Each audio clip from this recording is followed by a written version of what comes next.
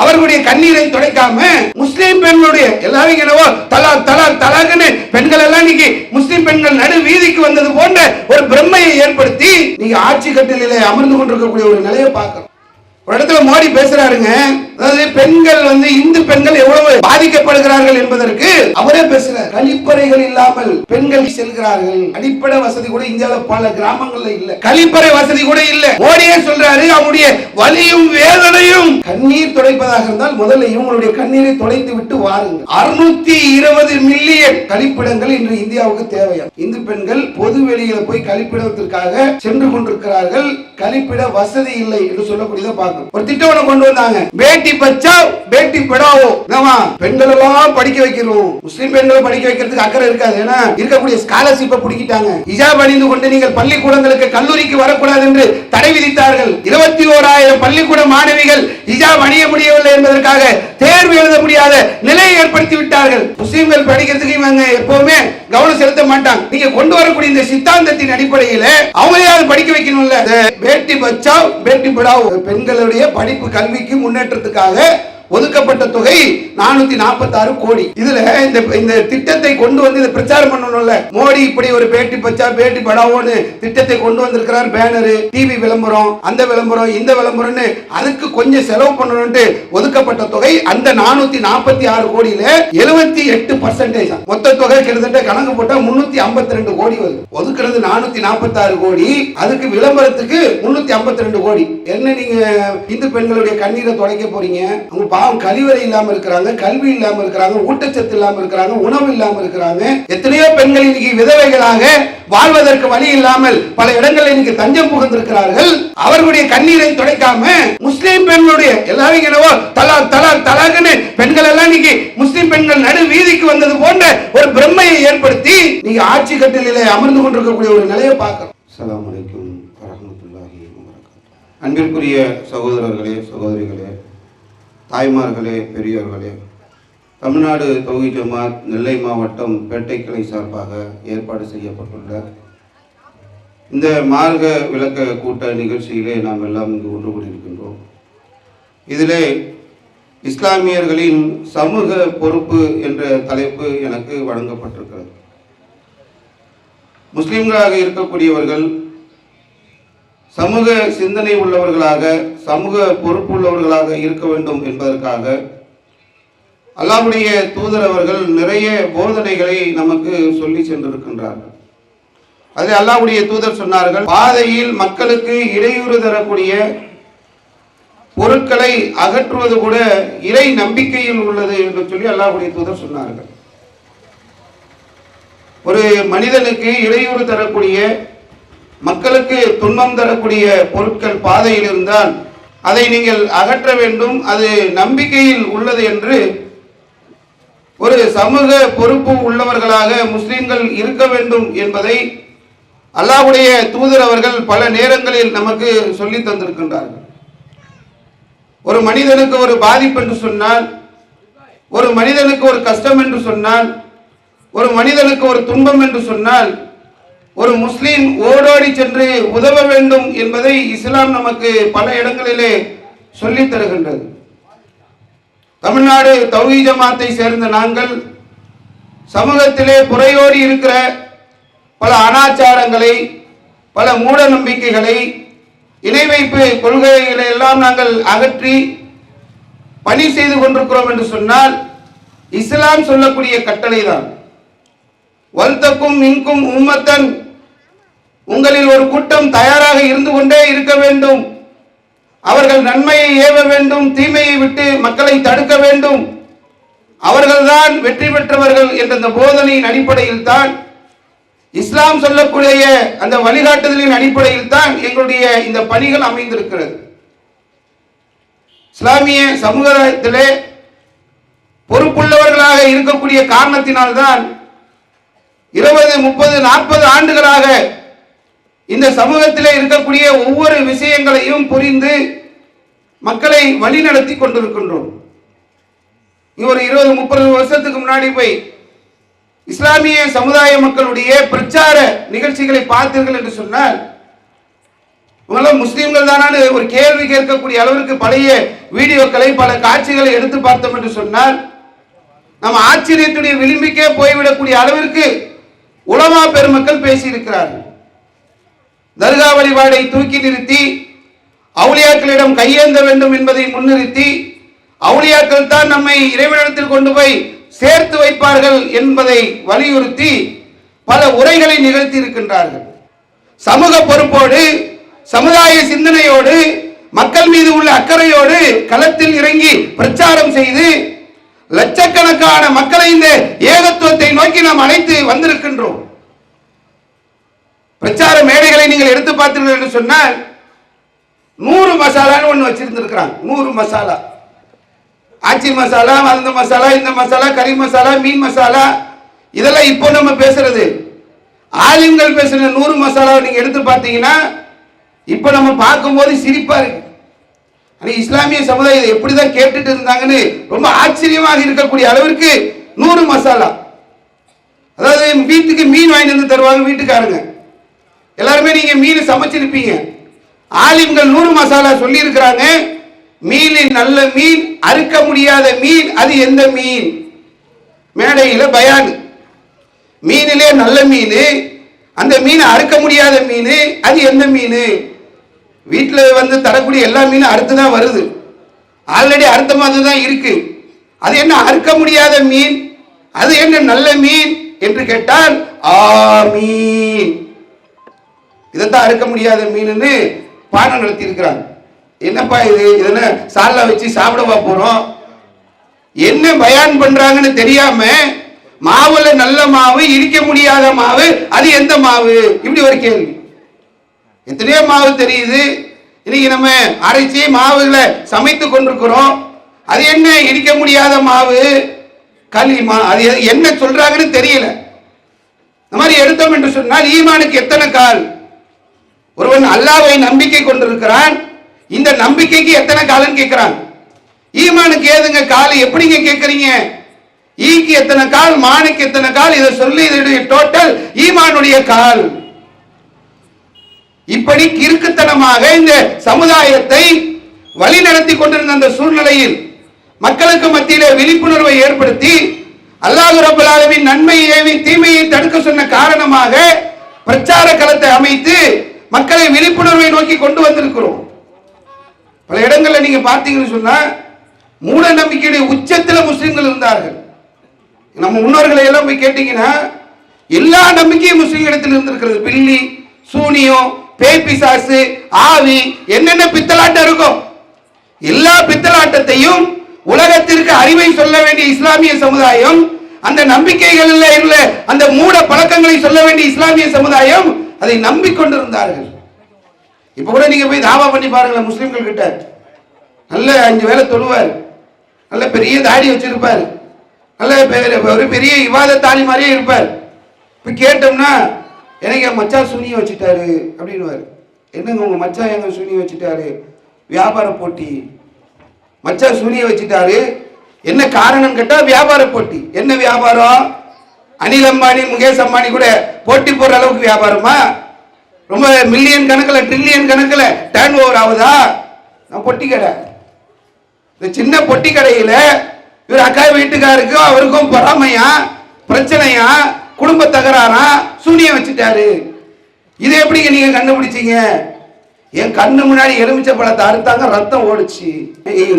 ஜமாத்துல உள்ள சின்ன பிள்ளைகளை கூப்பிட்டு கேட்டால் எலுமிச்சை பழத்துல கத்தியை அறுக்கிறதுக்கு முன்னாடி கத்தியில சில திரவங்களை தடவி விட்டு எலுமிச்சை பழத்தை அறுத்தம் சொன்னா அது ரத்தமா ஓடும். இதெல்லாம் அடிப்படை கூட தெரியாமல் இந்த சமுதாயத்தை வழிகெடுத்து கொண்டிருந்த அந்த மக்களுக்கு மத்தியிலே அல்லாஹ்வுடைய தூதர் சொன்ன போதனைகளை எல்லாம் கொண்டு போய் சேர்த்து அந்த மக்களை எல்லாம் மூட நம்பிக்கையிலிருந்து நம்ம மீட்டெடுக்கக்கூடிய வேலையை நாம் செய்திருக்கின்றோம். இப்படி நாம் எடுத்து பார்த்தோம் என்று சொன்னால் சமூகத்திலே எது குறித்து கவனம் செலுத்த வேண்டுமோ அதையெல்லாம் கவனம் செலுத்தி இந்த சமுதாய மக்களை மீட்டெடுத்திருக்கிறோம். இஸ்லாமிய சமுதாயம் வரதட்சணையிலே மூழ்கி இருந்தது. முஸ்லிம்களுடைய திருமணமா என்று கேள்வி கேட்கக்கூடிய அளவிற்கு அனைவரும் வரதட்சணையிலே மூழ்கி இருந்த காலங்கள் இருந்தது. அல்லாஹ்வுடைய மகத்தான கிருபையினால் லட்சக்கணக்கான வரதட்சணை இல்லாத திருமணங்களை நடத்தக்கூடிய ஒரு நிலையை இந்த சமுதாயத்திலே ஏற்படுத்தி இருக்கிறோம். முஸ்லிம்கள் என்று சொன்னால் வட்டி வாங்கக்கூடியவர்களாக, வட்டி கொடுக்கக்கூடியவர்களாக இருந்த காலம் இருந்தது. அதையெல்லாம் மாற்றி மக்களை எல்லாம் இந்த சமூகத்தின்பால் அழைத்து வந்து சேர்த்திருக்கிறோம். அல்லாஹ்வுடைய தூதரும் சொன்ன போதனையின் அடிப்படையிலே இந்த சமுதாயத்தை புரட்டி போட்டு இருக்கிறோம். அரசியல் தலைவர்கள் பின்னால் போன இளைஞர்கள், சினிமா கூத்தாடிகள் பின்னால் போன இளைஞர்கள், சினிமா கூத்தாடிகளுக்கு ரசிகர் மன்றம் வைத்த இளைஞர்கள் என்று இப்படி சென்றவர்களை எல்லாம் இஸ்லாமிய சமுதாயத்திலே அவர்களை எல்லாம் இந்த கொள்கையின்பால் மீட்டெடுத்து ஏகத்துவத்தின்பால் அழைத்து வந்து இன்று அவர்களை இந்த மார்க்கப்படி செய்யக்கூடியவர்களாக நாம் மாற்றி இருக்கின்றோம். காரணம் என்ன? அல்லாஹ்வுடைய தூதர் சொன்னார்கள், அத்தீனு நசீஹா. இந்த தீன் என்று சொன்னால் இது பிறர் நலம் நாடுவது, அடுத்தவங்க மேல அக்கறையாக இருப்பது தான் தீன். இது நம்மளை கடைபிடிக்க விட மாட்டேன்ட்டாங்க. உலமாக்கள் என்ன செய்கிறார்கள் என்றால், அல்லாஹ்வுடைய தூதர் சொல்கிறார்கள், இந்த தீனே, இந்த மார்க்கம் என்பது பிறருடைய நலம் நாடுவது என்று சொல்லி மக்களுக்கு நலன் செய்ய வேண்டும் என்று இரத்த தான முகாம்களை ஏற்பாடு செய்யறோம். ரத்தம் கொடுக்க போறோம். ஆலிம்கள் சொல்கிறார்கள், உலமாக்கள் சொல்கிறார்கள், ரத்தம் கொடுக்க கூடாது, ரத்த தானம் செய்யக்கூடாது. ஏன்? அது ஹராம், ரத்தம் கொடுக்கிறது ஹராம் என்று சொல்லி ஒரு அல்லாஹ்வுடைய தூதர் மனிதனே பணிகளை செய்ய சொன்னார்கள், அடுத்த மனிதர்களுக்கு நலம் நாட சொன்னார்கள் என்று போனால் ரத்தம் கொடுக்காத. அடிபட்டு கிடக்கிறான், ஆக்சிடென்ட் ஆகி கிடக்குது, அறுவை சிகிச்சையில் இருக்கிறான், பிரசவ வேதனை பெண்கள் இருக்கிறார்கள், அந்த நேரங்களில் ரத்தம் தேவைப்படுகிறது, ரத்தம் கொடுக்கலாம் என்று சொன்னால் அது கொடுக்க கூடாது, ஹராம். யார் இந்த ஃபத்வாவை கொடுக்குறாங்கன்னா ஒரு 20-30 வருஷத்துக்கு முன்னாடி, இப்போ ஓரளவுக்கு ஓஞ்சி போயிடுச்சு. அதெல்லாம் இந்த ஆட்டுக்கறி கடையில் ஆடு அறுத்த உடனே ஒரு சட்டியை வச்சு ரத்தம் குடிப்பாங்க, இந்த ரத்தத்தை விற்பாங்க. எதுக்கு தெரியுமா? ரத்த பொரியல் செய்யறதுக்கு. நீங்க அல்லாஹ்வுடைய மகத்தான கிருபையிலே தௌஹீத் ஜமாத் வந்த பிறகு பல மாற்றங்களை, பல புரட்சிகளை இந்த மண்ணில் நாம் ஏற்படுத்தி இருக்கிறோம். அதில் காணாமல் போன ஒரு உணவு ரத்த பொரியல். ரத்தத்தை பொரிச்சு தின்னுகிட்டு ரத்தத்தை தின்று கொண்டு ரத்தம் கொடுக்கிறது ஹராம். ஒரு மனிதனுக்கு நிர்பந்தம் என்று வந்துவிட்டால், தேவை என்று வந்துவிட்டால், அவன் உயிர் காக்கப்பட வேண்டும் என்று சொன்னால் மார்க்கம் சொல்லக்கூடிய வரையறையெல்லாம் தூக்கி வீசிவிட்டு தங்களுடைய மனோ இச்சையின் அடிப்படையிலே உலமாக்கள் தீர்ப்பு வழங்கி கொண்டிருந்தார்கள். எங்க கிடைக்கும் ரத்தம்? ரத்தம் வேணுங்க. நீங்க மனுஷனுக்கு இந்தியாவில் மட்டும் ஒரு வருஷத்துக்கு 4 லட்சம் யூனிட் ரத்தம் வேணும்ன்றான். சரி, வேணுமாப்பா, போய் கண்டுபிடி, ஆராய்ச்சி பண்ணு. அதுதான் பண்ணிட்டு தானே இருக்கிறோம், சும்மாவா இருக்கிறோம். என்னென்ன ரத்தம் இருக்குது, ரத்தத்துல என்ன வகை இருக்கு, என்ன குரூப் இருக்கு, என்ன பிரிவு இருக்கு, அதுல இருக்கக்கூடிய பிளாஸ்மா என்ன, எல்லாத்தையும் ஆய்வு செஞ்சிட்டோம், கண்டுபிடிக்க முடியல. மனிதனுக்கு ரத்தம் தேவை என்பதற்காக குரங்குல இருந்து ரத்தம் எடுக்கிறோம், செட் ஆகல. மாட்டுல இருந்து ரத்தம் எடுக்கிறோம், செட் ஆகல. பன்றியில் இருந்து கூட ரத்தத்தை எடுத்து நாங்க பொருத்தம் பார்த்தோம், செட் ஆகல. மனிதனுக்கு மனிதன் தான் ரத்தம் கொடுக்க வேண்டும் என்ற சூழல் இருக்கிறது. ஆச்சரியப்பட வேண்டிய ஒரு விஷயம் என்னவென்று சொன்னால், மனிதன் உலகத்தில் நிறைய பொருளாதார செலவு பண்ணி ரொம்ப கஷ்டப்பட்டு உலகத்தில் உள்ள எல்லா அறிவையும் செலவு பண்ணி அவனால் ஒரு ரத்தம் உற்பத்தி செய்யக்கூடிய தொழிற்சாலை அமைக்க முடியலங்க. தோத்துட்டோம். மனிதன் இன்னைக்கு தோற்று நிற்கிறார், ரத்தத்தை உருவாக்க முடியாது. அல்லாஹ் என்ன பண்றானா, இப்ப நான் போய் ரத்தம் கொடுக்குறேன், ரத்தம் கொடுத்துட்டு வந்து மீண்டும் 48 மணி நேரத்தில் மீண்டும் அந்த ரத்தம் என்னுடைய உடலிலே உற்பத்தி ஆகிறதா. அல்லாஹ் என் உடம்புக்குள்ள தொழிற்சாலை வச்சிருக்கான், என் உடம்புல இல்ல, உங்க உடம்புல இருக்கு. 700 கோடி தொழிற்சாலைகள் இன்று உலகத்திலே நடமாடி கொண்டிருக்கிறது, ரத்தத்தை உற்பத்தி செய்யக்கூடிய தொழிற்சாலைகள். இந்தியாவில் 4 லட்சம் யூனிட் தானப்பா வேணும், 138 கோடி மக்கள் இருக்கிறார்கள். ரத்த தானத்தை ஒவ்வொருவரும் செய்தார்கள் என்று சொன்னால் 3 மாதத்திற்கு ஒரு முறை, 6 மாதத்திற்கு ஒரு முறை ஒவ்வொருவரும் ரத்த தானம் செய்தால் ரத்தத்துக்கு எந்த தட்டுப்பாடு இருக்காது. அவ்வளவு ரத்தங்கள் இருக்கிறது. ரத்தம் கொடுக்கிறதுனால உங்களுக்கு பாதிப்பு வராது என்று தெரு தெருவாக போய் பிரச்சாரம் செய்தோம். அங்கிள் ஆண்டி ரத்த தானம் செய்யுங்க, ஒரு உயிரை காப்பாத்துங்க என்ற ஒரு சின்ன குழந்தையுடைய வாய்ஸை போட்டு ஒவ்வொரு அந்த குழந்தைகளையும் தெருவில் பிரச்சாரத்திற்கு அழைத்து சென்று மக்களை எல்லாம் மனிதநேய சிந்தனை உள்ளவர்களாக மாற்றி இருக்கிறோம். இது எவ்வளவு ஒரு முக்கியமான ஒண்ணுங்க. கோயம்பேடுல ஒரு பெரிய பணக்காரர், அவர் கடையை கிட்டத்தட்ட ஒரு 30-40 கடை வச்சிருக்கிறார். வேலை செய்யறவங்க பார்த்தீங்கன்னா நூற்றுக்கணக்கான மக்கள் அவர்கிட்ட வேலை செய்யறாங்க. ஒரு எமர்ஜென்சி ரத்தம் வேணும், அவரால் கிடைக்கல, அவருக்கு அவரால் கொடுக்கறதுக்கு ஆள் இல்லை. எவ்வளவு பேர் வேலைக்கு இருந்து என்ன பண்ண, தௌஹீத் ஜமாத்தை அணுகுகின்றார். அவருக்கு தேவையான அந்த ரத்தத்தை நாம் ஏற்பாடு செய்து தருகிறோம். இந்த நேரங்களில் ஒரு மனிதன் தவிக்கிறானே, உயிருக்கு போராடி கொண்டிருக்கிறானே, பணம் கொடுத்து ரத்தத்தை வாங்க முடியல, தன்னிடத்தில் ஆட்கள் இருக்கிறார்கள், ரத்தம் கிடைக்கல. ஒரு சகோதரர் நம்ம ஜமாத்துல இருந்து போய் ரத்தம் கொடுத்துட்டு வந்துட்டார். ரத்தத்தை வாங்கின ஒரு சாதாரண ஆளு தான். அவர் அந்த போன பையன் கிட்ட பணம் கொடுக்கிறார். வந்தீங்க, உதவி செஞ்சீங்க, இந்த பணம் பிடிங்க. பணத்துக்கெல்லாம் இதை செய்யலைங்க. நாங்க எங்களுடைய இறைவன் ஒரு மனிதரை வாழ வைத்தால் ஒட்டுமொத்த மனித சமுதாயத்தை வாழ வைத்த நன்மை என்று சொல்லுகிறான். அதனால நாங்க ரத்தம் கொடுத்துருக்கிறோம் என்று சொல்லி ரத்தம் கொடுத்துட்டு வந்துட்டார். நம்ம ஆபீஸ்ல உள்ள ஸ்டாஃப் கொடுத்துட்டு வந்ததுக்கு பிறகு இந்த ரத்தத்தை வாங்கினாங்கல்ல, அவர் ஒரு பெரிய வாழைத்தாரை தூக்கிக்கிட்டு ஆபீஸ்க்கு வர, என்ன அறுவடை போட்டு இருந்தேன், முதல் தாரை இவருக்கு கொடுக்கணும்னு எடுத்துட்டு வரேன். எவ்வளவு ஒரு முக்கியத்துவம் வாய்ந்த உயிர் காக்கக்கூடிய ஒரு பணியாக இருக்கக்கூடிய ஒரு சேவையாக இருக்கக்கூடியதை கூட செய்ய விடாமல் தடுத்தார்கள். அல்லாஹ்வுடைய தூதர் சொன்னார்கள், நாளைக்கு மறுமை நாளில் போய் நம்ம நிற்கின்ற போது அல்லாஹ் நம்ம இடத்துல கேட்பானா, நான் நோயாளியா இருந்தேனே, நீ என்ன நலம் விசாரிச்சையா? மனுஷன் லாஜிக் பேசுவான். நீ நோயாளியா? நீ தான் நோய் கொடுக்கிறவன், நீ தான் நோய் நிவாரணத்தை கொடுக்கக்கூடியவன், உனக்கு எப்படி நோய் வரும்? அல்லாஹ் கேட்பானா, இந்த மனிதன் இன்ன அடியான் நோய்வாய்ப்பட்டிருந்தான், கஷ்டப்பட்டு கொண்டிருந்தான், போய் விசாரிச்சியா? உனக்கு தேவையானதை செய்து கொடுத்தாயா என்று அல்லாஹ் ரப்பல் ஆலமீன் நாளைக்கு மறுமையில கேட்பான். நான் பசியோடு இருந்தேனே, எனக்கு உணவு கொடுத்தாயா என்று அல்லாஹ் கேட்பான். மனுஷன் லாஜிக் பேசுவான், உனக்கு பசியா? அல்லாஹ்க்கு பசி இருக்காங்க, எந்த தேவையில்லாதவன் அல்லாஹ். எல்லோருக்குமே ரிஸ்க் அளிக்கக்கூடியவன் அல்லாஹ். உலகத்தில் உள்ள பறவை இனங்களுக்கு கோடான கோடி பறவை இனம் உணவளித்துக் கொண்டிருக்கிறான். விலங்கினங்களுக்கு ரிஸ்க் அளிக்கக்கூடியவன் அல்லாஹ். எவ்வளவு விலங்குகள், தாவரத்தை சாப்பிடக்கூடிய விலங்குகள் இருக்கு, இறைச்சியை சாப்பிடக்கூடிய விலங்குகள் இருக்கு, எல்லாத்துக்கும் உணவளிச்சிட்டு இருக்கிறான். கடல்ல திமிங்கலன் ஒரு மீன் இருக்குங்க, பெரிய மீன். ஒரே நேரத்தில் டன் கணக்காக உணவை உட்கொள்ளுமா, டன் கணக்கில். ஒரு நேரத்தில் சாப்பிடணும்னா 1000 கிலோ சாப்பாடு வேணும். அதுக்கு ரிஸ்க் அளிக்கக்கூடியவன் அல்லாஹ்.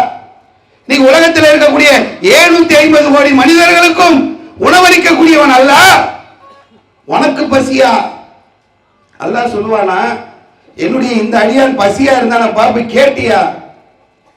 ஒரு முஸ்லீம் சமூக பொறுப்பில்லாமல், சமுதாயத்தின் மீது அக்கறை இல்லாமல், சமூக சிந்தனை இல்லாமல் இந்த உலகத்தில் வாழவே முடியாது. கட்டாயமாக சமூகத்தின் மீது, இந்த சமுதாயத்தின் மீது ஒரு முஸ்லீமுக்கு அக்கறை இருக்க வேண்டும் என்பதை அல்லாஹ்வும் அல்லாஹ்வுடைய தூதரும் நமக்கு பல நேரங்களில் பாடம் நடத்தி விட்டு சென்றிருக்கிறார்கள். அதனாலதான் ஒவ்வொரு பேரிடர் காலங்களையும் ஓடுற மக்களை தேடி. நாளைக்கு அல்லாஹ் கேட்பானே, அல்லாஹ்வுடைய சன்னிதானத்தில் போய் நிற்கின்ற போது இந்த பாதிப்படை இருந்த மக்களை போய் பார்த்தியா, அவனுக்கு கொடுத்தியா, அவனுக்கு செய்தியா என்று கேட்கின்ற போது அந்த பதில் சொல்ல வேண்டும் என்ற தேவை. அல்லாஹ்வுடைய தூதர் சொன்னார்கள், இந்த உலகத்தில் உள்ள மனிதர்கள் மீது நீங்கள் இரக்கம் காட்டவில்லை என்று சொன்னார், வானத்தில் உள்ள இறைவன் உங்கள் மீது இரக்கம் காட்ட மாட்டான். அதனால ஓடோடி ஒவ்வொரு காலகட்டங்களிலும் சுனாமி வந்தது, சென்னை வெள்ள நிவாரணம் வந்தது, கஜா புயல் வந்தது, ஓக்கி புயல் வந்தது, இப்படி ஒவ்வொரு நேரங்களிலும் சமீபத்தில் வந்த மிக்ஜாம் புயல் உட்பட பக்கத்து மாவட்டத்தில் தூத்துக்குடி பெரிய அளவுக்கான ஒரு பாதிப்பை சந்திச்சுட்டாங்க. உள்ள போக முடியாத ஒரு சூழல், நடுவில் ஆறு ஓடுகிறது.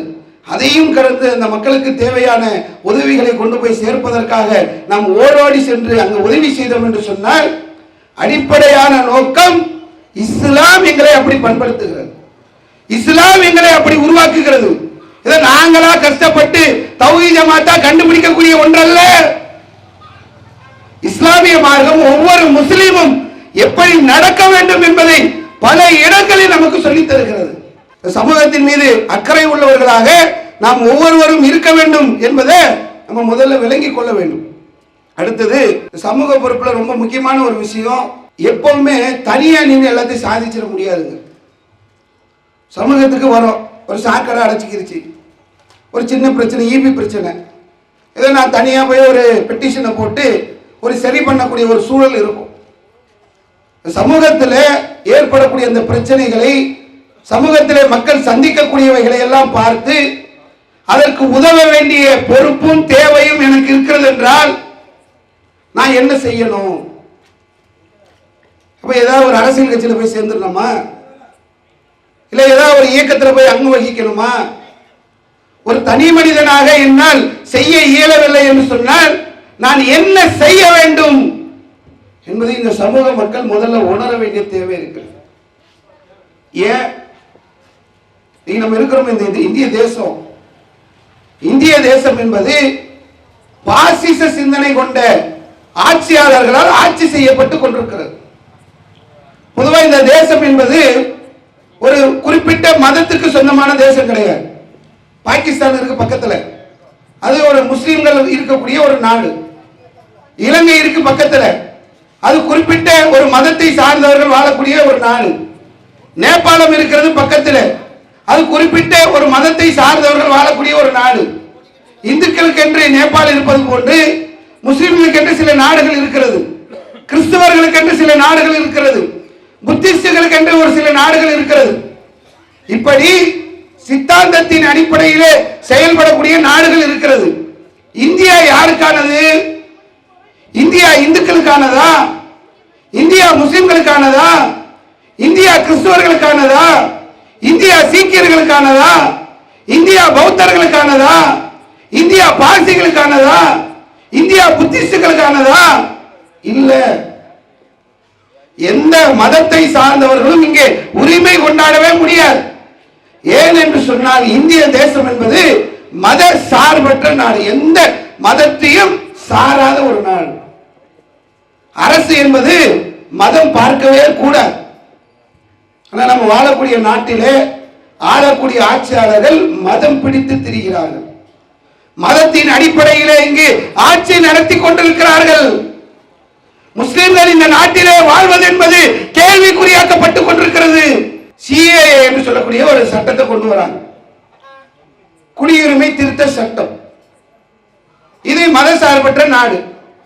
பாகிஸ்தான்ல இருந்து, ஆப்கானிஸ்தான்ல இருந்து, பங்களாதேசத்திலிருந்து இந்திய நாட்டிற்கு ஒருவர் உள்ளே வந்தார் என்று சொன்னால் அவர் இந்துவாக இருந்தால் குடியுரிமை கொடுப்போம், கிறிஸ்தவராக இருந்தால் குடியுரிமை கொடுப்போம், பார்சியாக இருந்தால் குடியுரிமை கொடுப்போம், இப்படி ஒரு லிஸ்ட போட்டுட்டு முஸ்லீமாக இருந்தால் மட்டும் குடியுரிமை கொடுக்க மாட்டோம். ஒரு சட்டத்தை கொண்டு வராங்க. இங்கே அரசு மதம் பார்க்க கூடாது, அரசு மதம் கிடையாது அரசுக்கு.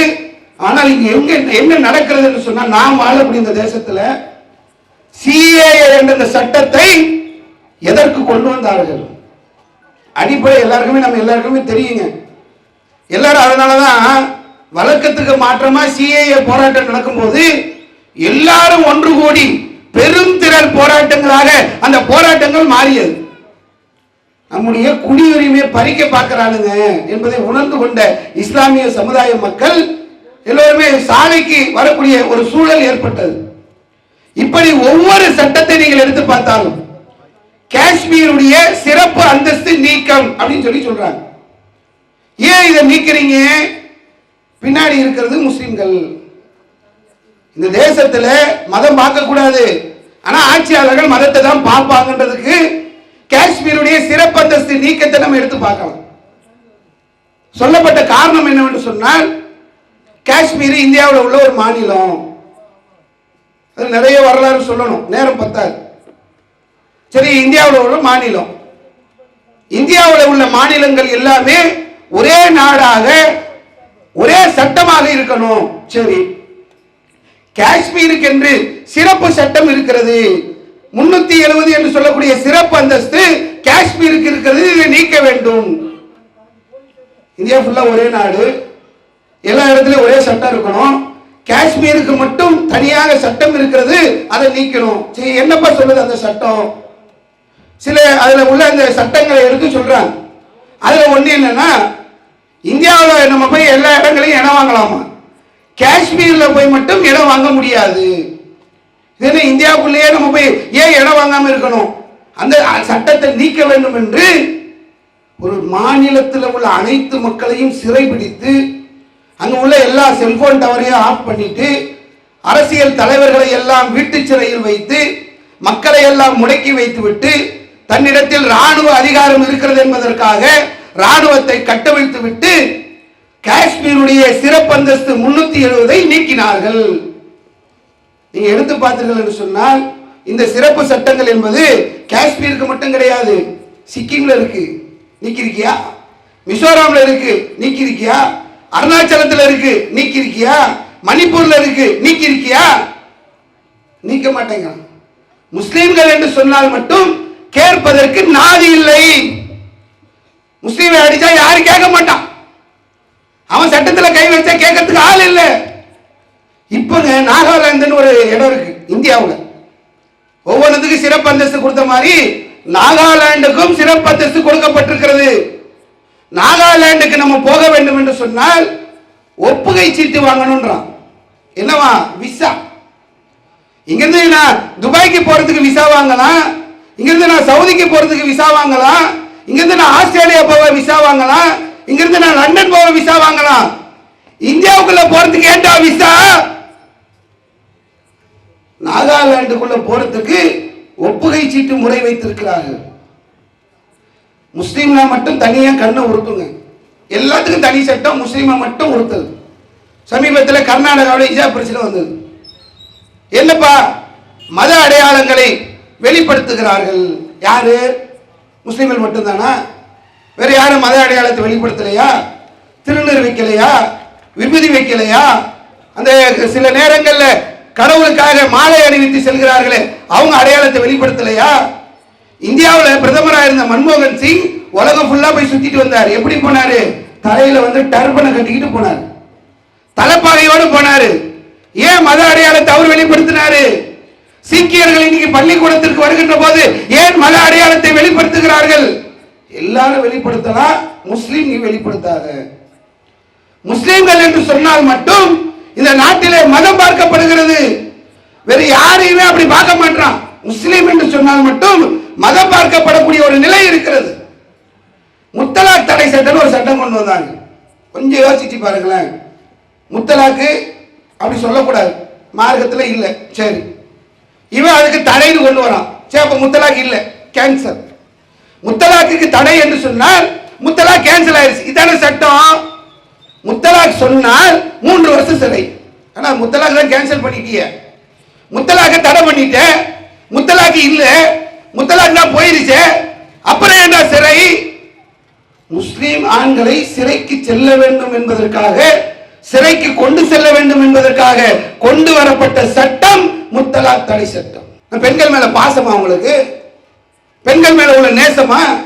முஸ்லிம் பெண்கள் கண்ணீர் சிந்தினார்கள், அதனால் மோடி அதற்காக முத்தலாக் தடை சட்டத்தை கொண்டு வந்தாரா? முஸ்லிம் பெண்கள் கண்ணீர் துடைக்கிறது இருக்கட்டும், முதல்ல இந்து பெண்களுடைய கண்ணீரை தொடங்கி. இந்து பெண்கள் இன்னும் கண்ணீர் சிந்தி கொண்டிருக்கிறார்கள். ஒரு குறிப்பிட்ட பகுதியில் மட்டும், ஊரை சொல்ல மாட்டேன், ஒரு குறிப்பிட்ட பகுதியில் மட்டும் 8 லட்சம் இந்து பெண்கள் விதவைகளாக சுற்றி திரிந்து கொண்டிருக்கிறார்கள். அங்கு தஞ்சம் புகுந்திருக்கிறார்கள். உங்களுடைய வாழ்க்கை இல்லாமல் வாழ்க்கை மொத்தத்தை இழந்து இன்னைக்கு நாடோடிகளாக இந்து பெண்கள் ஒரு இடத்துல புகுந்திருக்கிறாங்களே, என்ன செஞ்சீங்க? இந்து பெண்களுடைய கண்ணீரை தொலைச்சியா? ஒரு முஸ்லிம் பெண்களுடைய கண்ணீரை துடைக்கிறேன் என்று சொல்லி வந்து நிற்கக்கூடியதை பார்க்கிறோம். உலக அளவுல பட்டினி குறியீடு என்று சொல்லி ஒரு விஷயத்தை அளவுகோல் வைத்து ஒவ்வொரு நாட்டுடைய வறுமை எப்படி இருக்கிறது, செல்வம் எப்படி இருக்கிறது, மருத்துவம் எப்படி இருக்கிறது, சுகாதாரம் எப்படி இருக்கிறது, உணவு தேவைகள் எப்படி இருக்கிறது என்பதை எல்லாம் ஆய்வு செய்கிறார்கள். அதுல இந்தியாவை ஆய்வு செய்துவிட்டு சொல்கின்றார்கள், இந்தியாவிலே பிறக்கக்கூடிய 32% குழந்தைகள், இந்தியாவில் பிறக்கக்கூடிய பாகிஸ்தான் இல்ல, ஆப்கானிஸ்தான் இல்ல, பங்களாதேஷ சொல்லல, இந்தியாவில் பிறக்கக்கூடிய 32% குழந்தைகள் ஊட்ட செய்ய போறார் மோடி? நாட்டில் எவ்வளவு பிரச்சனை இருக்கு, நாட்டில் எவ்வளவு கஷ்டம் இருக்கு, நாட்டில் எவ்வளவு எதையுமே யோசிக்காம முத்தலாக் தடை சட்டம் கொண்டு வந்துட்டா இந்தியா வல்லரசு ஆயிரும், இந்தியாவில் தேனாறு ஓடும், இந்தியாவில் பாலாறு ஓடும், பணம் மழை பெய்யுமா? முத்தலாக் தடை சட்டம் கொண்டு வந்து என்ன நடந்துச்சு இந்தியாவில்? முஸ்லீம்களை வெறுப்புணர்வோடு காட்டணும். ஒரு இடத்துல மோடி பேசுறாருங்க, அதாவது பெண்கள் வந்து இந்து பெண்கள் எவ்வளவு பாதிக்கப்படுகிறார்கள் என்பதற்கு அவரே பேசுறாரு. கழிப்பறைகள் இல்லாமல் பெண்கள் கழிவறைக்கு செல்கிறார்கள். அடிப்படை வசதி கூட இந்தியாவில் பல கிராமங்கள்ல இல்லை, கழிப்பறை வசதி கூட இல்லை. மோடியே சொல்றாரு, அவருடைய வலியும் வேதனையும் கண்ணீர் துடைப்பதாக இருந்தால் முதல்ல இவங்களுடைய கண்ணீரை துடைத்து விட்டு வாருங்கள். 620 மில்லியன் கழிப்பிடங்கள் இன்று இந்தியாவுக்கு தேவையா? இந்து பெண்கள் பொது வெளியில போய் கழிப்பிடத்திற்காக சென்று கொண்டிருக்கிறார்கள். கழிப்பிட வசதி இல்லை என்று சொல்லக்கூடியதை பார்க்கணும். ஒரு திட்டம் கொண்டு வந்தாங்க, பேட்டி பச்சாவ் பேட்டி படாவோ. பெண்கள் எல்லாம் படிக்க வைக்கணும். முஸ்லிம் பெண்களை படிக்க வைக்கிறதுக்கு அக்கறை இருக்காது, ஏன்னா இருக்கக்கூடிய ஸ்காலர்ஷிப்பை பிடிக்கிட்டாங்க. ஹிஜாப் அணிந்து கொண்டு நீங்கள் பள்ளிக்கூடங்களுக்கு கல்லூரிக்கு வரக்கூடாது என்று தடை விதித்தார்கள். 21,000 பள்ளிக்கூட மாணவிகள் ஹிஜாப் அணிய முடியவில்லை என்பதற்காக தேர்வு எழுத முடியாத நிலையை ஏற்படுத்தி விட்டார்கள். முஸ்லிம்கள் படிக்கிறதுக்கு இவங்க எப்பவுமே கவனம் செலுத்த மாட்டாங்க. சரி, நீங்க கொண்டு வரக்கூடிய இந்த சித்தாந்தத்தின் அடிப்படையில் அவங்களையாவது படிக்க வைக்கணும்ல. கிட்டத்தட்ட இந்த திட்டத்துக்கு, இந்த பேட்டி பச்சாவ் பேட்டி படாவோ அந்த திட்டத்துக்கு 446.72 கோடியை ஒதுக்கி இருக்கிறாங்க. பெண்களுடைய படிப்பு கல்விக்கு முன்னேற்றத்துக்காக ஒதுக்கப்பட்ட தொகை 446 கோடி. இதுல இந்த திட்டத்தை கொண்டு வந்து இதை பிரச்சாரம் பண்ணணும்ல. மோடி இப்படி ஒரு பேட்டி பச்சா பேட்டி படாவோன்னு திட்டத்தை கொண்டு வந்திருக்கிறார். பேனரு, டிவி விளம்பரம், அந்த விளம்பரம், இந்த விளம்பரம்னு அதுக்கு கொஞ்சம் செலவு பண்ணணும்ட்டு ஒதுக்கப்பட்ட தொகை அந்த 446 கோடியில 78%. மொத்த தொகை கிட்டத்தட்ட கணக்கு போட்டால் 352 கோடி வருது. ஒதுக்கிறது 446 கோடி, அதுக்கு விளம்பரத்துக்கு 352 கோடி. என்ன நீங்க இந்து பெண்களுடைய கண்ணீரை துடைக்க போறீங்க? அவங்க பாவம் கழிவறை இல்லாமல் இருக்கிறாங்க, கல்வி இல்லாமல் இருக்கிறாங்க, ஊட்டச்சத்து இல்லாமல் இருக்கிறாங்க, உணவு இல்லாமல் இருக்கிறாங்க. எத்தனையோ பெண்கள் இன்னைக்கு விதவைகளாக வாழ்வதற்கு வழி இல்லாமல் பல இடங்களில் இன்னைக்கு தஞ்சம் புகுந்திருக்கிறார்கள்.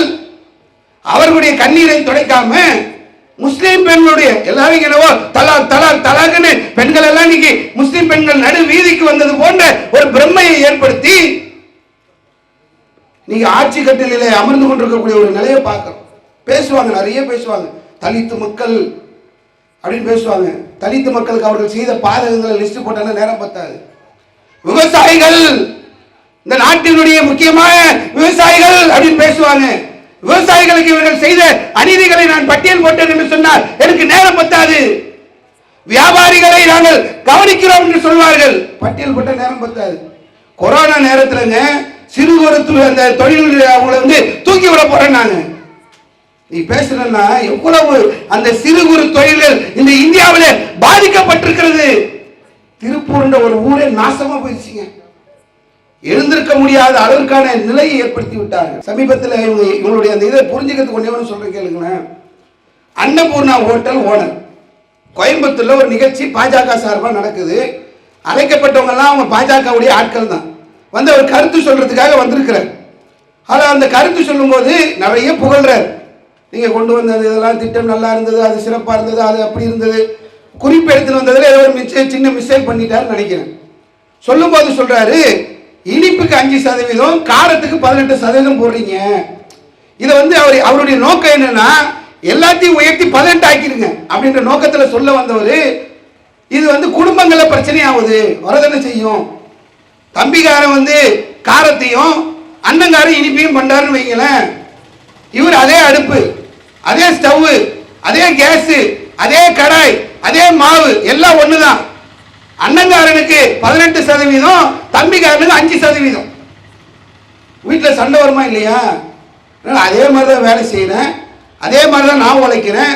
உன் தம்பிக்கு அந்த வருமானம், நமக்கே இந்த வருமானம். ஒரே மாவை பிசைந்து அதே அடுப்பிலே அதே கடாயிலே போடுகின்ற போது சில இனிப்புகளை கலந்து போட்டோம்னாக்கா இவ்வளவு வித்தியாசமா என்கின்ற போது பல குடும்பங்கள்ல பிரச்சனை வருதுன்றத யதார்த்தத்தை பேசிட்டார். பெரிய ஒரு தொழிலதிபர், முக்கிய பொறுப்புல உள்ளவர், மக்களால் அறியப்பட்டவர், அவரையே கூனி குறுகி நிற்க வைத்தவர்கள் இந்த பாசிசவாதி. இவங்க வந்து வியாபாரிகளுக்கு முன்னேற்றத்தை தந்தாங்களா? இந்த தேசத்தை முன்னேற்றுவார்களா? இந்த நாட்டு மக்களுடைய நலனிலே அக்கறை உள்ளவர்களா? ஒரு இலவம் கிடையாது. கொரோனா நேரத்தில் தான் மக்கள் செத்து போனாங்க, செத்து மடிந்தார்கள். எந்த அக்கறையும் இல்லாதவர்களாக இவர்கள் இருந்து கொண்டிருக்கிறார்கள். முஸ்லீம்னா மட்டும் தனி பார்வைங்க. இந்த இளைஞர் இங்க இருக்கக்கூடிய சமுதாய மக்கள் சமுதாய அக்கறையோடு கொஞ்சம் திரும்புங்க. அல்லாஹ்வுடைய தூதர் அவர்கள் வணக்க வழிபாட்டை நிறைவேற்ற சொன்னார்கள். வணக்க வழிபாடுகளிலே அக்கறை செலுத்த சொன்னார்கள். அதையும் நாங்கள் பிரச்சாரம் செய்கிறோம். அல்லாஹ்வுடைய தூதர் அவர்கள் இந்த சமூகத்தின் மீது, இந்த சமுதாயத்தின் மீது உங்களுடைய கவனம் இருக்க வேண்டும் என்பதை பல இடங்களில் வலியுறுத்தி இருக்கிறார்கள். என்ன நடக்குது இந்த சமூகத்தில் கொஞ்சம் பாருங்க. அல்லாஹ்வை வணங்கக்கூடிய பள்ளிவாசல் 450 ஆண்டு காலங்கள் வணங்கி கொண்டிருந்த ஒரு இறை இல்லத்தை இடித்து தரைமட்டமாக்குகிறார்கள். எவ்வளவு பெரிய ஒரு அநியாயம், எவ்வளவு பெரிய ஒரு அக்கிரமோ. ராணுவம் நிற்கிறது, காவல்துறை நிற்கிறது, மீடியாக்கள் நிற்கிறது, அரசு வர்க்கம் நிற்கிறது, அனைவருமே கை கட்டி கொண்டு 450 ஆண்டு காலங்கள் அல்லாஹ்வை வணங்கி கொண்டிருந்த ஒரு இறை இல்லத்தை இடித்து தரைமட்டமாக்கி விட்டார்கள். இந்த சூழ்நிலையில நீங்க கொஞ்சம் யோசிச்சு பாருங்களேன். இந்த தேசத்துல முஸ்லிம்களுடைய நிலைமை என்னதாங்க? ஒரு சட்டம் ஒண்ணு கொண்டு வராங்க பாராளுமன்றத்தில், வழிபாட்டு தல பாதுகாப்பு சட்டம் 1991. இது கொண்டு வந்தவங்க பாய் கிடையாது, இது கொண்டு வந்தவங்க முஸ்லிம்கள் கிடையாது. பாராளுமன்றத்தில் விவாதிக்கப்பட்டு ஒரு சட்டம் கொண்டு வரப்படுது. என்ன சட்டம்? இந்தியா சுதந்திரம் அடைகின்ற போது அந்த காலத்தில் ஒவ்வொன்றும் எப்படி இருந்ததோ அது அப்படியே தொடரணும். கோயிலா இருந்தா கோயில், சர்ச்சா இருந்தா சர்ச்சு, பள்ளிவாசலா இருந்தா பள்ளிவாசல், குருதுவாரா இருந்தா குருதுவா, இப்படியே என்ன வழிபாட்டு தலமாக அது இருந்ததோ அப்படியே தொடரணும். 1947க்கு முன்னாடி என்ன நிலையில் இருந்ததோ அப்படியே தொடர வேண்டும். எக்ஸப்ட் பாபர் மஸ்ஜித். 91 சட்டம் கொண்டு வந்தார்கள், பாபர் மசூதியை தவிர. சரி, ஒன்னே ஒண்ணுதான் அவங்க இலக்கு என்று நாம் இருந்தோம் என்று சொன்னால், அடுத்து கேன்வாபி கிட்ட வந்து நிக்கிறாங்க, அடுத்து மதுரா வராங்க, சாஹி ஈத்கா மஸ்ஜித்ல வந்து நிக்கிறாங்க. பாபர் அந்த அங்கு இருந்த ராமர் கோயிலை இடித்தார் என்ற பொய்யான கதையை சொல்லி, வரலாற்றில் இல்லாத பொய்களை சொல்லி அங்க வந்து ராமர் கோயில் கட்ட போறாங்க. தீர்ப்புல தெளிவா சொல்லிட்டாங்க, இது அநியாயம் தான், இது அக்கிரமம் தான், இங்க வந்து கோயில் இருந்ததுக்கான நிலை இல்லை, முஸ்லிம்கள் கிட்ட தான் இந்த லேண்ட் இருந்தது, அவங்க தான் உரிமையாளர்கள், எல்லாம் ஓகே. மத அடிப்படையிலாக அந்த நம்பிக்கையின் அடிப்படையில் தீர்ப்பு எழுதப்பட்டது. இப்ப என்ன? சிவன் கோயில் இருந்தது, இடித்து விட்டு நீங்கள் அங்கே பள்ளியை கட்டியிருக்கிறீர்கள். கிறிஸ்டன் கோயில் இருந்தது, அதை இடித்து விட்டு நீங்கள் அங்கே பள்ளியை கட்டியிருக்கிறீர்கள். காசியிலங்க, காசி விஸ்வநாதர் கோயிலை இடித்து விட்டு நீங்க பள்ளியை கட்டுனீங்கன்றாங்க. கொஞ்சமா யோசிச்சு பாருங்களேன். அன்னைக்காவது ராமர் கோயிலை இடிச்சாங்கன்னாங்க, அங்க ராமர் பிறந்த இடம் நிறைய கோயில் இருந்தது. இன்று காசி விஸ்வநாதர் கோயில் இருக்கின்ற இந்த சூழ்நிலையில் காசி விஸ்வநாதர் கோயில் அப்படியேதான் இருக்கு. இடித்து விட்டு பள்ளியை கட்டினார்கள் என்று பொய்யை வதந்தியை பரப்பிக் கொண்டிருக்கிறார்கள். இனி நம்ம பள்ளியை காப்பாற்றணும் காப்பாற்றணும் போறீங்க, என்ன நடக்குதுன்ற சமூகத்தில் கொஞ்சம் திரும்பி பாருங்களேன். 4ஆம் தேதி முந்தானியம் உச்ச நீதிமன்றம் ஒரு தீர்ப்பு ஒன்று வழங்கியிருக்கிறாங்க. தீர்ப்பு வந்ததுக்கு அப்புறம் தான் நமக்கு அதிர்ச்சியா இருக்கு. வாட்ஸ்அப்லாம் பார்த்துருப்பீங்க.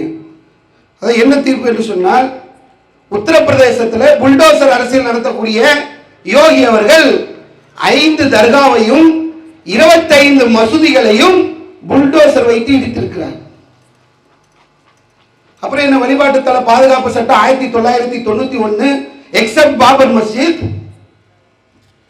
பாபர் மசூதியை தவிர அனைத்து வழிபாட்டு தலங்களும் பாதுகாக்கப்படும் என்ற இந்தியாவுடைய பாராளுமன்றத்துடைய தீர்மானம் என்ன ஆச்சு?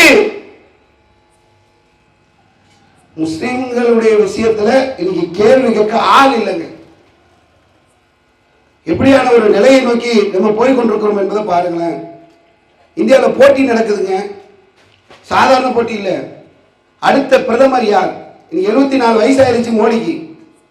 அடுத்த எலெக்ஷன்ல அவர் மீண்டும் பிரதமராக வருவதற்கான வாய்ப்பில்லை என்பதற்காக பாஜகவில் உள்ளவர்கள் எல்லாம் போட்டிக்கு. யாரெல்லாம் போட்டியில் இருக்கிறா? புஷ்கர் சிங் தாமி என்று சொல்லக்கூடியவர், யோகி, ஹிமந்த் பிஸ்வா சர்மா எல்லாம் போட்டிக்கு வந்துட்டு இருக்கிறாங்க. உத்தரகாண்ட்ல என்ன தெரியுமா நடக்குது? அடுத்த பிரதமராக வேண்டும் என்றார். ஏன்னா ஏற்கனவே மோடி எப்படி பிரதமர் ஆனாலும் தெரியும். குஜராத்தில் ஒரு பெரிய கலவரம், இந்த கலவரத்திற்கு பின்னால பிரதமராக மோடி வந்து அமர்ந்து கொண்டிருக்கிறார். உத்தரகாண்டிலே அதே மாதிரி செய்ய வேண்டும் என்பதற்காக அங்க இருக்கக்கூடிய ஆட்சியாளர்கள் இந்து கடையா முஸ்லீம் கடையான்னு பிரிச்சு காட்டிட்டு இருக்கிறாங்க. கடையில இந்தியாவில் எவ்வளவு கடை இருக்கு. ஆரிய பவன் இருக்கு, சரவண பவன் இருக்கு, பிஸ்மில்லா ஹோட்டல் இருக்கு, ஏவன் ஹோட்டல் இருக்கு. நம்ம போகும்போது எத்தனையோ கடைகள்ல இது இந்துக்கள் கடை, இது முஸ்லீம்கள் கடைனாலும் என்ன தேவையோ அதை சாப்பிட்டு கொண்டு போகக்கூடிய ஒரு சூழல் இருக்கிறது. உத்தரகாண்டில் வெளியில நோட்டீஸ் ஒட்ட சொல்றாங்க, இது இந்து கடையா, இது முஸ்லீம் கடையா. எந்த தேசத்தில் இருக்கிறோம்? மத சார்பற்ற தேசம் என்று பேசப்பட்டு உலக அரங்கிலே மத சார்பற்ற தேசம் என்ற பெயர் வாங்கிய இந்தியாவிலே இந்துக்களையும் முஸ்லிம்களையும் பிரிக்கக்கூடிய ஒரு பெரிய சூழ்ச்சியை ஆளக்கூடிய ஆட்சியாளர்கள் என்று செய்து கொண்டிருக்கிறார்கள். 7000 முஸ்லிம்களை உத்தரகாண்டத்திலிருந்து வெளியேற்றி இருக்கிறார்கள். ஒரு முஸ்லீம் இன்னொரு முஸ்லீமுக்கு ஒரு உடலை போல, ஒரு முஸ்லீமுக்கு ஒரு துன்பம் என்று சொன்னால் ஒட்டுமொத்த சரீரமும் நடுவுமே துடிக்குமே. 7000 முஸ்லிம்களை தன்னுடைய சொந்த ஊரை விட்டு இந்த நாட்டிலே, சொந்த நாட்டிலே அகதிகளாக இன்று வெளியே தள்ளி கொண்டிருக்கிறார். அஸ்ஸாமில் நீங்கள் எடுத்தீர்கள் என்று சொன்னால் சட்டமன்றத்தில் ஒவ்வொரு வாரமும் சட்டமன்றம் நடக்கும்போது ஜும்மா தொழுவதற்கு முஸ்லீம் எம்எல்ஏக்கள் போவாங்க. இப்ப என்ன தெரியுமா? ஆங்கிலேயர் காலத்தில் இருந்து தொடர்ந்து வந்த ஒரு சட்டத்தை இப்பொழுது அந்த சட்டமன்றத்தில் நீக்கிவிட்டார்கள். வெள்ளிக்கிழமை ஜும்மாவுக்கு சட்டமன்ற உறுப்பினர்கள் போகக்கூடாது. அஸ்ஸாமில் முஸ்லிம் திருமண சட்டம், விவகாரத்து பதிவு சட்டம் 1935 அந்த மாநிலத்தில் தற்போது நீக்கப்பட்டிருக்கிறது. உத்தரப்பிரதேசத்தை எடுத்தீர்கள் என்று சொன்னால் ரோட்டில் தொழுவதற்கு அனுமதி இல்லை. பள்ளிவாசல் நிரம்பி இடமில்லை என்று ரோட்டுக்கு வந்தால் ரோட்டில் தொழ அனுமதி இல்லை. பள்ளிவாசலிலே வாங்கு ஒலிபெருக்கியிலே சொல்வதற்கு தடை விதிக்கப்பட்டிருக்கிறது. தேசத்தை பத்தி நம்ம எப்படி மக்களுக்கு புரிய வைக்கிறதுன்னு தெரியல. அது உயர்ந்த சபையாக இருக்கக்கூடிய பாராளுமன்றங்க. உலகமே ஒரு தேசத்தை அந்த பார்லிமெண்ட்டை பார்ப்பாங்க.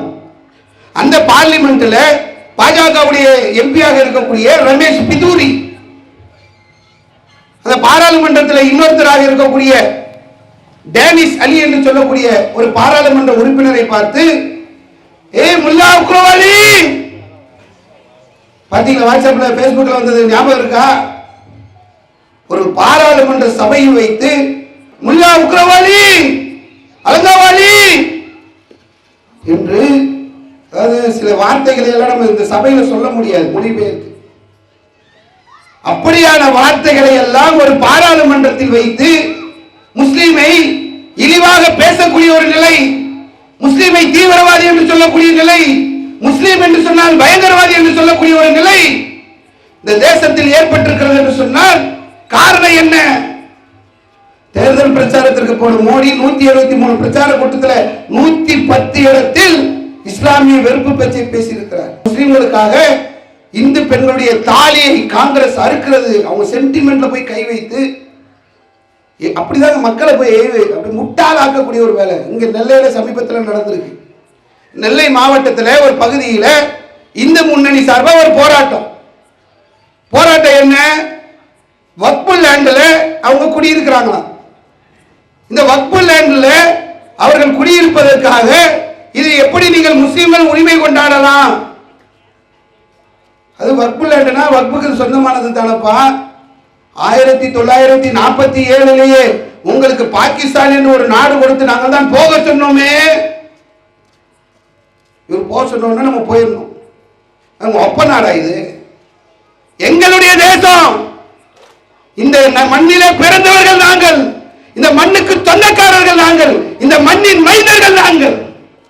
இந்த நாட்டை உருவாக்கியவர்கள் முஸ்லிம்கள், இந்த நாட்டை வெள்ளையினரிலிருந்து காத்தவர்கள் முஸ்லிம்கள், பொருளாதாரம் கொடுத்தவர்கள் முஸ்லிம்கள், உயிர் கொடுத்தவர்கள் முஸ்லிம்கள், இதற்காக வழக்கு சந்தித்தவர்கள் முஸ்லிம்கள், தூக்கு மேலே ஏறியவர்கள் முஸ்லிம்கள். இந்த இஸ்லாமியர்கள் இல்லைனாக்க இந்த தேசமே இல்லையா? நம்மள வெளியே போடுறோம். பாகிஸ்தான் எங்க மாமியார் ஒரு மாதிரி போனாக்கா போயிடுவாங்களா? இந்த தேசத்துல 30 கோடி முஸ்லிம்கள் இருக்கணும். வந்திருக்கக்கூடிய உளவுத்துறை அதிகாரிகள், காவல்துறை அதிகாரிகள் சம்பந்தப்பட்ட அவர் மீது UAPA மீது வழக்கு போடணும். உப்பா சட்டத்தின் அடிப்படையில் இங்க இருக்கக்கூடிய இந்தியர்களை, இந்திய முஸ்லிம்களை பாகிஸ்தானோடு தொடர்பு படுத்தி இருக்கிறார் என்றால் எவ்வளவு பெரிய ஒரு தேச விரோத செயலை இந்து முன்னணியை சேர்ந்தவர் செய்திருக்கிறார். என்ன பிரச்சனைனா, இந்த வக்ஃப் போர்டு பிரச்சனை ரொம்ப தீவிரமா போயிட்டு இருக்கு. இந்த வக்ஃப் சட்டத்தை இப்ப நம்ம கொண்டு வரலங்க, வெள்ளைக்காரன் காலத்திலிருந்து இருக்கு. வெள்ளைக்காரன் காலத்திலிருந்து இருந்த ஒன்றை ஒவ்வொரு காலகட்டத்திலும் 1954 சில திருத்தங்களை பண்ணி கொஞ்சம் ஒழுங்கு பண்ணாங்க. 1958 கொஞ்சம் சரி பண்ணாங்க. 1995 இப்போ ஒரு கூட்டு பாராளுமன்ற குழு வருதுல, அந்த மாதிரி ஒரு குழுவை போட்டு என்னென்னலாம் பிரச்சனை இருக்கு, என்னெல்லாம் சரி செய்யணும் என்பதையெல்லாம் ஆய்வு செய்து 1995 வக்ஃப் போர்டுடைய அந்த வக்ஃப் திருத்த சட்டம் நிறைய மசோதாக்கள் கொண்டு வந்து சட்டம் திருத்தப்பட்டிருக்கிறது. 2003 சில திருத்தங்களை பண்ணாங்க, 2013 சில திருத்தங்களை பண்ணாங்க. எது தேவையோ ஒவ்வொரு காலகட்டங்களிலும் அந்த திருத்தங்கள் நடைமுறைப்படுத்தப்பட்டிருக்கிறது. இப்ப என்ன பிரச்சனை? 2024 பாஜக கொண்டு வந்த மட்டும் உங்களுக்கு என்ன கஷ்டம்? காங்கிரஸ் கொண்டு வந்து திருத்தும் போதெல்லாம் சும்மா இருந்தீங்களே, பல சட்டங்களை திருத்தி இருக்கிறாங்களே, இப்ப என்ன பிரச்சனை? பிரச்சனை என்னன்னா, கிட்டத்தட்ட 44 சட்ட திருத்தங்களை அதில் கொண்டு வருகிறார். 1 இல்ல 2 இல்ல, 44 சட்ட திருத்தங்களை கொண்டு வராங்க. இது இல்லாம 40 சட்டங்களை அதுக்குள்ள இருந்து வெளியெடுக்கிறாங்க. 40ற்கு மேற்பட்ட சட்டங்களை உள்ள போறாங்க. 100க்கு அதிகமான சட்ட திருத்தங்களை இதுவரைக்கும் சுதந்திர இந்தியாவிலே எந்த ஒரு மசோதாவும் கொண்டு வரல. ஏன் கொண்டு வராங்க? இவ்வளவு திருத்தத்தோட ஏன் வக்ஃப் சட்டம் அப்படிதான் இருந்துச்சா? இவ்வளவு குளறுபடி இருந்தது அதுல கொண்டு வரக்கூடிய இவங்க இதற்கு முன்னால் இஸ்லாமிய சமுதாயத்தின் அக்கறை பொறுத்து கொண்டு வந்த சட்டம் என்ன? கொண்டு வரக்கூடிய பாஜக எத்தனை எம்பி இருக்கிறான்? முஸ்லீம் எம்பி எத்தனை பேர் இருக்கான் பாஜக? பாஜக எத்தனை முஸ்லீம் எம்எல்ஏ இருக்கிறான்? பாஜக இஸ்லாமியர்கள் மீது அக்கறை கொண்ட அமைப்பா? முத்தலாக் தடை சட்டம் எதுக்கு கொண்டு வந்தாங்க? காஷ்மீர் சிறப்பு அந்தஸ்தை ஏன் நீக்கினாங்க? சிஏஏ கருப்பு சட்டத்தை ஏன் கொண்டு வந்தாங்க? பொது சிவில் சட்டத்தை கொண்டு வரணும் ஏன் துடிக்கிறாங்க? முஸ்லீம் விரோத போக்கோடு செயல்படக்கூடியவர்கள் இவ்வளவு சட்டங்களை கொண்டு வராங்க. என்னென்னலாம் கொண்டு வராங்க பாருங்களேன். அதாவது சட்டத்தில் ஒரு இடம் இருக்கு, ஒரு நான் முஸ்லீம், முஸ்லீம் இல்ல அவர் வந்து வக்ஃப் போர்டுக்கு தானம் தரணும்னு நினைக்கிறார். இந்த இப்ப கொண்டு வரக்கூடிய சட்டத்தில் கொடுக்க கூடாதுன்னு இருக்கு. ஏன் கொடுக்க கூடாது? ஒரு முஸ்லீம் அல்லாதவர் வக்ஃபுக்கு லேண்ட கொடுக்காத அப்படின்னு சொல்லி சட்டம் போட்டு வச்சிருக்கிறாங்க. கொடுக்க கூடாது. சரி, கொடுக்க கூடாதுன்னு இல்ல, அவங்களுக்கு இவங்களுக்கு வேற வேற மத கொள்கை. சரி, 2 பேர் உள்ள வைன்றான். 2 பேர் இல்ல, 2 பேர் இல்லாமல் மாவட்ட ஆட்சியராக வேற வேற வழியில பலரை உள்ள நுழைச்சு ஒரு மத நம்பிக்கையின் அடிப்படையில் உள்ள வக்ஃபு, அந்த வக்ஃபு போர்டுல நிர்வாகம் பண்ணக்கூடியவங்க முஸ்லீம், அதுல முஸ்லீம் அல்லாதவர்கள் இடம் கொடுக்க கூடாதுன்னு போட்ட நீ முஸ்லீம் அல்லாதவர்கள் ஏன் நிர்வாகம் பண்ணணும்? என்ன தேவை இருக்கு? அப்படி நிர்வாகம் பண்ண வேண்டும் என்று சொன்னால் காஞ்சி சங்கரமடம் இருக்குல்ல, காஞ்சி சங்கரமடம், அதுல நிர்வாகம் பண்ண முஸ்லீம்களை உள்ள விடுவியா? பூரி ஜெகநாதர் கோயில் இருக்குல்ல, அங்க நிர்வாகம் பண்ண முஸ்லீம்களை உள்ள விடுவியா? அயோத்தியால முஸ்லீம்களை உள்ள விடுவியா? காசி விஸ்வநாதர் கோயில்ல முஸ்லீம்களை உள்ள விடுவியா? சிவ மடங்கள்ல முஸ்லீம்களை உள்ள விடுவியா? இந்த அறநிலைத்துறையில முஸ்லீம்களை உள்ள விடுவியா? இப்ப திருப்பதியில லட்டு பிரச்சனை ஓடிட்டு இருக்க, திருப்பதி தேவஸ்தானம், இங்க முஸ்லீம்களை நிர்வாகத்துக்குள்ள விடுவீங்களா? என்ன ஒரு உள்நோக்கத்தோட கொண்டு வரீங்க? அதாவது 5 வருஷம் பிராக்டிஸ் முஸ்லீமா இருக்கணுமா? நான் தானம் பண்ண போறேங்க வக்ஃபு, என்னுடைய நான் உழைச்சி நான் சம்பாதித்து என்னுடைய சுய விருப்பத்தோடு நான் தர்மம் செய்ய போறேன். தர்மம் செய்யும் போது நான் 5 வருஷம் முஸ்லீமா இருக்கணும். என்ன முஸ்லீம் 5 வருஷம் முஸ்லீம் சொல்லு, விளக்கம் சொல்லு. என்ன தெரியும் இஸ்லாத்தை பத்தி உனக்கு? 5 வருஷம் முஸ்லீம்னா எப்படி இருக்கணும்? தொப்பி போட்டு இருக்கணுமா? தாடி வச்சவரா இருக்கணுமா? என்ன முஸ்லீம சொல்ற? ஒரு அடிப்படையும் தெரியாம சதக்கா என்ன தெரியுமா உனக்கு? ஜக்காத்துனா என்ன தெரியுமா? வக்ஃபுக்கு அல்லாஹ்வுக்காக கொடுக்கறாங்க, அதை பத்தி உனக்கு என்ன தெரியும்? கொள்கையை பற்றிய கொஞ்சம் அடிப்படை அறிவு கூட இல்லாமல் நீ உள்ள வந்து நிற்கக்கூடியதை பார்க்கணும். இல்லை நம்ம விளங்க வேண்டியது என்னன்னா, வக்ஃபு இன்னைக்கு சொத்து இருக்குல்லங்க, இந்திய ராணுவத்திற்கு பிறகு இன்னைக்கு இருக்கக்கூடிய இந்திய ரயில்வேக்கு பிறகு இந்தியாவில் அதிகமான சொத்துக்கள் உள்ள ஒரு நிறுவனம் வக்ஃபு. இது அவன் கண்ணை உறுத்துது. அவன் தான் ஒரு சின்ன வீடு தலை புல்டோசர் வச்சிருப்பாங்க. ஒரு சின்ன முஸ்லீம் ஒரு நல்லா வந்தாலே, படிக்கிறியா, உனக்கு படிப்பை நிறுத்துறேன், நீ ஸ்கூலுக்கு போக கூடாது, நீ காலேஜுக்கு போக கூடாது, உனக்கு ஸ்காலர்ஷிப் இல்ல, உன் உரிமையை பறிப்பேன், இப்படி சொல்லக்கூடியவங்களுக்கு 9 லட்சத்திற்கு மேல ஏக்கர் இருக்குன்னா அவனுக்கு புரியல. இது என்ன? இந்த வக்ஃபு சொத்து என்பது என்னன்னா, வரிப்பணத்தில் வந்ததல்ல, இங்க இருக்கக்கூடிய ஆட்சியாளர்கள் கொடுத்ததல்ல. ஒவ்வொரு முஸ்லிம்களும், முஸ்லிம் செல்வந்தர்கள், முஸ்லிம்ல ஏழையா இருந்தவன் இல்லாதவன் கூட எங்களால் ஏதாவது இந்த இறை மார்க்கத்திற்கு இறை பணிக்கு தர இயலுமா என்று கொடுக்கப்பட்டதுதான். இஸ்லாமிய சமுதாய மக்கள் பயன்பெற வேண்டும் என்பதற்காக, வணக்க வழிபாட்டு தலங்கள் அதிலே எழுப்பப்பட வேண்டும் என்பதற்காக வழங்கப்பட்டவை அவை. கொல்லப்புறமா வந்து அபகரிக்கிற வேலை. முஸ்லிம் சமுதாயமே விழித்துக் கொள்ளுங்கள். சிஏஏ என்று சொல்லக்கூடிய அந்த கருப்பு சட்டத்தை அவர்கள் அரங்கேற்றிய போது ஒரு நல்ல அப்படியே பெரிய அறிவுஜீவி மாதிரி அங்கங்க விவாதம் பண்றது. எதற்காக இது போன்ற நாங்கள் சட்டங்களை கொண்டு வருகிறோம் தெரியுமா? எல்லாம் தெரியும் எங்களுக்கு. நீ என்னென்னலாம் கொண்டு வந்த, நீங்க மக்கள் கக்கூஸ் இல்லாம நிக்கிறாங்க, அவங்க முன்னேற்றம் எங்களுக்கு தெரியும். சாப்பாடு வழி இல்லாம நிக்கிறாங்க, மருத்துவ வசதி இல்லாமல், சுகாதார கட்டமைப்பு இல்லாமல் மக்கள் நிக்கிறாங்க. அதில் போய் பாருங்க போது. அப்ப நீங்க வக்ஃப் லேண்ட் என்று சொல்லி வந்து கொண்டிருக்கிறார்கள். இது மக்களுடைய வரி பணம் இல்ல, அரசுடைய பணம் கிடையாது. நீ எடுத்தீங்கன்னா 30 சட்டப்பிரிவு சொல்கிறது, அதெல்லாம் தூக்கி ஓரமா போட்டுதான் நீ இந்த சட்டத்தை கொண்டு வராங்க. முஸ்லீம்களுக்கு இருக்கக்கூடிய எல்லா உரிமைகளையும் பறித்து, அதாவது ஒரு சட்டத்தை கொண்டு வந்தாங்க. கொண்டு வந்த உடனே பாராளுமன்றத்தில் முன்னால எப்படின்னா, சமீபத்தில் கூட பாராளுமன்ற உறுப்பினர் திருமாவளவன் பேசும்போது சொன்னாரு, ஆரம்ப காலத்துல எல்லாம் இவங்க சட்டத்தை கொண்டு வருவாங்க, எப்படி கொண்டு வராங்க, எப்படி பாஸ் ஆகுதுன்னே தெரியாது. ரொம்ப திமிரு, ரொம்ப ஆணவம், ரொம்ப அலம்பாவத்தோடு அதிக பெரும்பான்மை இருக்கிறது என்ற ஒரு காரணத்திற்காக விவசாயிகள் திருத்த சட்டம், முத்தலாக் தடை சட்டம், காஷ்மீர் சிறப்பு எல்லா சட்டத்தையும் கொண்டு வந்து திமிரா நிறைவேற்றிட்டு போயிட்டாங்க. முஸ்லிம்களுக்கு எதிராக இருக்கக்கூடிய யுஏபிஏ என்று சொல்லக்கூடிய அந்த சட்டத்தை எல்லாம் கூட ரொம்ப இலகுவாக நிறைவேற்றிவிட்டு சென்று விட்டார்கள். இப்பொழுது அவங்க வந்து இந்த பல்லு பிடுங்கப்பட்ட பாம்பு மாதிரி, பல்லு பிடுங்கினாலும் பாம்பு பாம்பு தான், அது எங்களுக்கு தெரியுது. பல்லு என்று பிடுங்கப்பட்டிருக்கிறது. அவர்கள் விஷ ஜந்துக்கள் என்பது நாங்கள் அறிந்து வைத்ததுதான். அமித்ஷா சொல்றாருங்க, எல்லாம் இதெல்லாம் நடந்துகிட்டே இருக்கு, அங்க பாஸ் பண்ண முடியல, பாஸ் ஆகல. பாராளுமன்றத்தில் ஒரு கூட்டுக்குழு அமைத்து அந்த கூட்டுக்குழுவிடத்தில் ஒப்படைத்து விட்டார்கள்.